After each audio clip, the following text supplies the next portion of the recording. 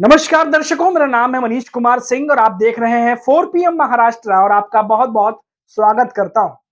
दोस्तों, महाराष्ट्र में ठाकरे ब्रदर्स यानी कि राज ठाकरे और उद्धव ठाकरे को लेकर के लगातार खबरें गर्म होती चली जा रही हैं कि कब ये दोनों एक होंगे, क्या आने वाले समय में वाकई एक हो जाएंगे।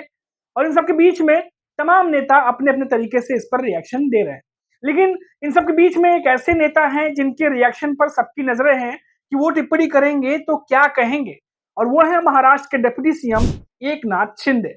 अब उनकी भी प्रतिक्रिया इस पर आ गई है। यहाँ दोस्तों, मैं उस प्रक्रिया की बात नहीं कह रहा हूँ जहां पर एक टीवी रिपोर्टर ने माइक लगा दिया था और उनसे सवाल किया था और उन्होंने माइक पीछे कर दिया था और थोड़े झुंझला गए थे, थोड़े गुस्सा हो गए थे वो वहां पर।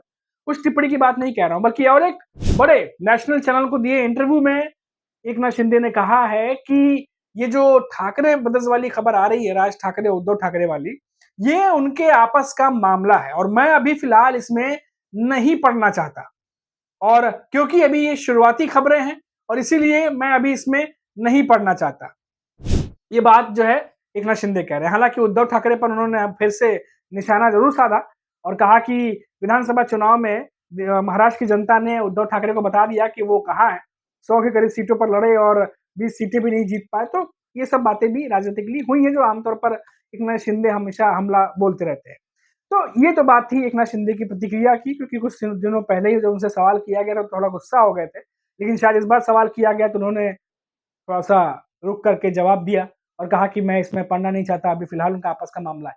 लेकिन दोस्तों देखिए, इसको राजनीतिक तरीके से भी देखा जा रहा है। वहीं अगर हम बात कर रहे हैं जब एकनाथ शिंदे की, तो आज संजय राउत के उस बयान की भी चर्चा कर लेते हैं, जिसमें उन्होंने एकनाथ शिंदे पर जो है निशाना साध दिया। आपको पता है कि बंगाल में हुई हिंसा को लेकर के बीजेपी लगातार ममता सरकार पर हमलावर है और राष्ट्रपति शासन की मांग कर रही है।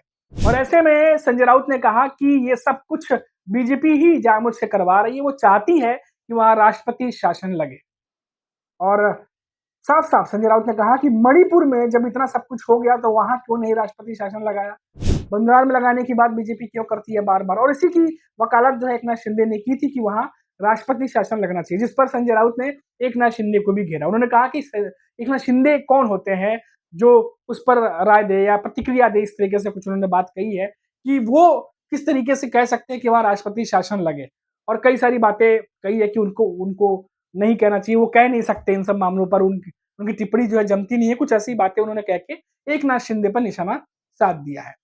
अब देखिए, आप कि एकनाथ शिंदे के साथ-साथ उन्होंने बीजेपी को भी नहीं छोड़ा, क्योंकि जब बात हो रही थी राष्ट्रपति शासन लगाने की, तो संजय राउत ने कहा कि देश के प्रधानमंत्री नरेंद्र मोदी और अमित शाह के लिए राष्ट्रपति शासन लगाना एक खेल जैसा हो गया है। और इस तरीके से वो लगातार राष्ट्रपति शासन लगाओ, इस तरीके से खेलते रहते हैं। तो ये तमाम बातें उन्होंने बीजेपी के संदर्भ में आज कही है और निशाने पर लिया हुआ है। हालाँकि ये भी उन्होंने कहा कि महाराष्ट्र में जिस तरीके से अब टीचर्स के ड्रेस कोड की बात कर रही है बीजेपी सरकार, उस पर भी उन्होंने कहा कि ड्रेस कोड अगर आप लाते हैं तो हर एक के लिए लाइए, फिर नेताओं के लिए भी ड्रेस कोड होना चाहिए। जिस महाराष्ट्र में, जिस देश में अभी भी गरीब लोगों के पास कपड़े नहीं हैं, उनको पहनने के लिए जो है सही वस्त्र नहीं है, उस जगह पर आप ड्रेस कोड की बात करते हैं।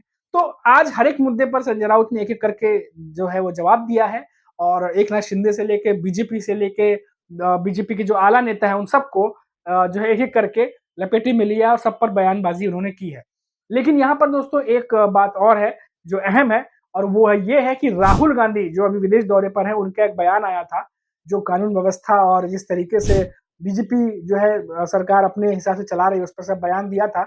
उन्होंने संजय राउत ने वकालत की है राहुल गांधी के बयान की और कहा कि बिल्कुल सच कहा उन्होंने। जिस तरीके से चुनाव आयोग को आप देखिए, वो भी जो है लगता है ऐसा सरकारी तंत्र की तरह काम करता है बीजेपी के फेवर में, या फिर जिस तरीके से कोर्ट पे दबाव डाला जाता है, तमाम बातें संजय राउत ने कही और कहा है कि अब वो लोकतंत्र कहाँ रहा। पहले भी हालांकि संजय राउत लोकतंत्र के ऊपर सवाल उठा चुके हैं कि लोकतंत्र बचा ही नहीं है, लेकिन ये तमाम बातें कहते हुए उन्होंने, चाहे चुनाव आयोग की बात हो, चाहे कानून व्यवस्था की बात हो, चाहे कोर्ट पर दबाव डालने की बात हो, ये तमाम बातें करते हुए उन्होंने कहा कि अब जो राहुल गांधी कह रहे हैं वो बिल्कुल सही कह रहे हैं। तो अब ये तमाम बातें जो है संजय राउत ने कही है, जिस पर अब ये कहा जा रहा है कि इस पर अब सियासत जो है वो गरमा सकती है। तो ये जो है पूरी महाराष्ट्र की आज अपडेट थी, जब जहां एक तरफ एकनाथ शिंदे ठाकरे ब्रदर्स पर जो है वो अपनी बात कह रहे थे और साथ ही साथ उद्धव ठाकरे पर निशाना साध रहे थे, वहीं दूसरी तरफ आज संजय राउत भी बीजेपी पर टिप्पणी करते हुए एकनाथ शिंदे पे भी निशाना साधा है उन्होंने। अभी के लिए इतना ही। आप देखते रहिए 4 PM महाराष्ट्र। नमस्कार।